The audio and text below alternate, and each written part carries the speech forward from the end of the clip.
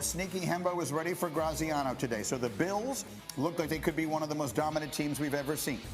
Which NFL team has the record for most double-digit wins in a single season? I was racking my brain for dominant teams. I'm thinking about that 07 Patriots team that went undefeated till the Super Bowl.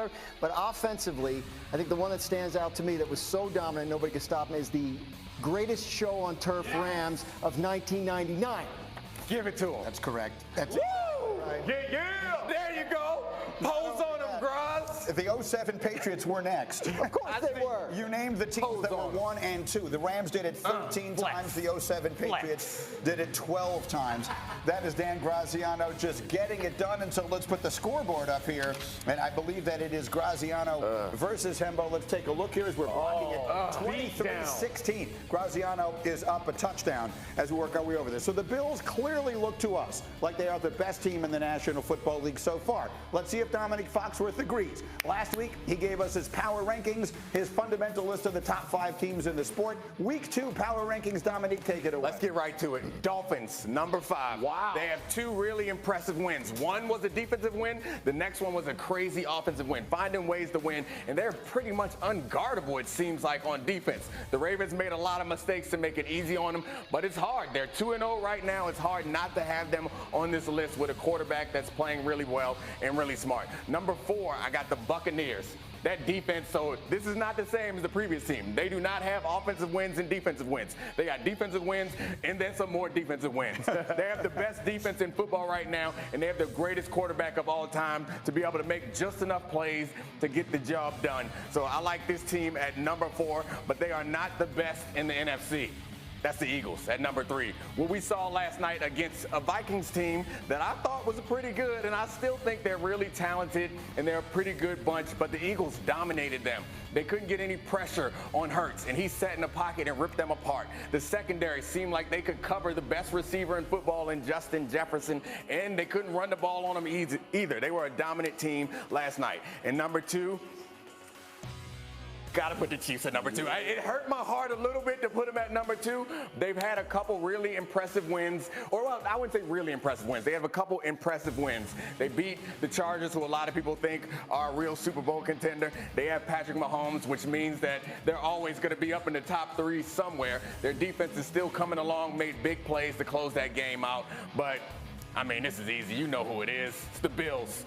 They dominated 2 very good football teams, and I know the Titans aren't as good as they were last year. They lost some parts, but the way that the Bills played, they treated them like they were not good teams. And so you can only play who's on the schedule, and you better blow them out if they aren't good. So, yeah, this list is perfect. So we can go ahead and move to the next segment, Greeny. There's nothing else to talk about. It's not as controversial as last week when you had the Vikings up there so close to the top. But do you see something you're missing? Yeah, 5. Okay, so the Dolphins win. They're down 21 in the fourth quarter, y'all. Yes. You know what the record is for the teams like that? 0-711. Not anymore. Okay, the Ravens gave that game away. Absolute god-awful on the backside of defense. So I like the Dolphins. I'm not saying that they should be at number 5. The number 5 team should be the Green Bay Packers. And you can hate on this, but this is the reality. Okay. That team's defense is top-notch. Their quarterback, again, like you put the Bucs, is going to be one of the top in the league, and those receivers will catch fire, and they got smart, started using their running backs, which I know you hate, in both facets of the game. That's the number 5 team in the NFL. They may get there. That might be a projection. Yeah. No. Interesting pick. Right this minute. Right now, they're better than the Dolphins. Right now. Robert, who do you think is missing on this team? Well, you know, I'm not a hater of any teams, but I know why you're picking the Packers. I thought they did a good job of moving to the running game. But the 5th team should be the Chargers. Okay, you talk about the Packers. They just lost to a team that we saw get dominated by the Philadelphia Eagles. But the Chargers played the Chiefs extremely close, who I think Domonique has as the number 2 right there. Yeah. So the Chargers should have won that game against the Chiefs. They gave that away. So I look at them and I say, hey, they should be in the 5 spot. And I like Tua and the Dolphins, but right now, that's premature. I'm with you. The interesting thing, and our executive producer, Pete, brings this up to me all the time. The thing about the Chargers, we're all so impressed with them. They always lose. Like, when are they going to win one of these games? I love Justin Herbert. I love him. Yeah. And I think they have, it seems they have almost all of the pieces. Almost. And yet every game you think of that impresses you about them is a loss. Look how close they were to doing this. Right. Look how close they were to doing that. That's true. At what point do they actually do it? So what you're saying is we just wasted time because the list was perfect when I put it out there. Anytime you play the number 2 seed that close, you should be in the top 5. Undefeated 2-0, put them at 5. You took the easy road. Yeah. Let me get to a team that has frequently over the course of time been on this list and certainly doesn't belong on it now, and that's Pittsburgh. The Steelers losing to the Patriots 17-14 this weekend. Mitchell Trubisky in the offense struggling, and fresh off a preseason quarterback battle with Kenny Pickett, Mike Tomlin isn't worrying yet about his quarterback situation. I'm going to exercise appropriate patience and continue to teach and ask the guys to continue to learn in an effort to continue to push this train down the track and get better. I think that if anyone is sitting here on Monday in week 2 of this thing feeling happy, they're probably wrong or misinformed. Okay, I love listening to him talk. I could listen to Mike Tomlin talk all the time. But when you hear a coach through 2 weeks of the season speaking of an experienced veteran quarterback saying we need to exercise appropriate patience, what does that mean, Jeff? Yeah, caution, right? Like if we're gonna be patient, why aren't we patient with a rookie? Because if you have the vet in there, you have him in there for a reason. That you can make challenging throws at appropriate times during a football game. And right now, if you have him in handcuffs, not allowed to go do what he needs to go do, you're hurting your football team. So I understand why they went with Trubisky. I thought that was the best play, but not if you're telling me we can't challenge the Patriots down the field because they're really good at stopping big plays. I mean, there's a lot of good, but you still got to go attack them to open up that offense. I didn't love that. Again, if we're gonna be patient, let's be patient with a rookie. I mean, I agree with you. However, I don't know if the patience is all because of Mitch or if the patience is because of the offensive line. Right. So Mr. Trubisky can't be patient in the pocket. So like if we're looking at that, if we're looking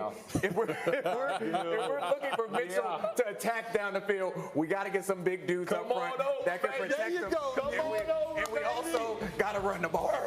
Well, that is the question, RG3. As you watch the Steelers, there will not be a worse win in the entire NFL season than the one the Steelers offense got week 1. When Joe Burrow gave them the ball on seemingly every other play, and they needed 70 minutes to kick a long field goal to find a way to actually win that game. And then this past week, they do nothing against New England. Is the problem with the quarterback or is the problem with the protection?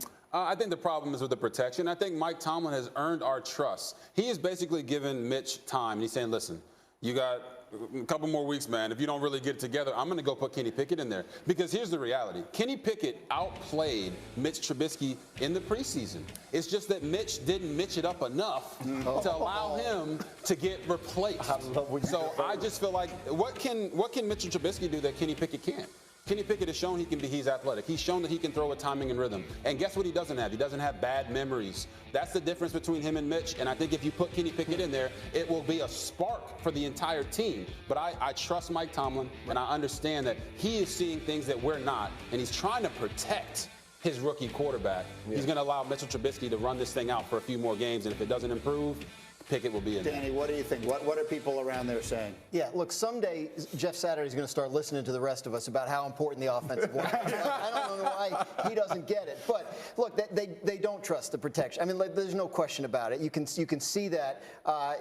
And Mike Tomlin he's talking about patience. I think he's talking about the entire operation, the entire offense. The hope is the line gets better as the season goes along, and they think it will. They can't run the ball right now. No. Najee Harris getting tackled in the backfield before he even gets to the line. So that has to get better. So, yeah, you trust Mike Tomlin. Obviously, he's been through, well, not necessarily this, but he's been through stuff before, and he knows how to coach his team through it. So he's saying if we want to sit here and call for a quarterback change on Monday after week 2, we're misinformed. He has more information than we do about what's going on there, and a lot of that has to do with what he can expect of the offense regardless of who the quarterback is. Sometimes stats can tell whatever story you want them to tell. In this case, they can only tell one story. The offense stinks. So the question that makes me think of is, like, we came into the season saying, ooh, the AFC North could be one of the great. Well, the Bengals are 0-2. The Ravens just gave a game away in ridiculous fashion to Miami.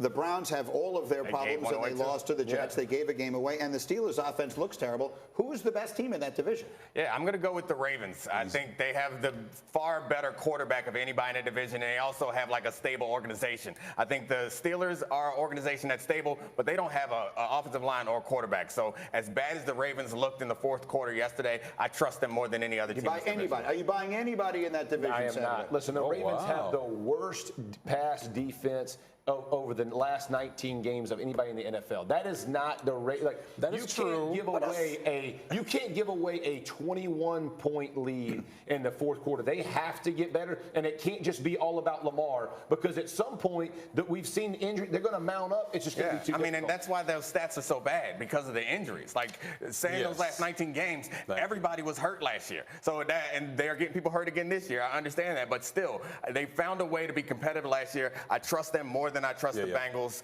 and the Steelers don't got the players. We'll see. That division is off to a very shaky start. Meanwhile, the U.S. men's national team has 2 more friendlies before the start of the World Cup.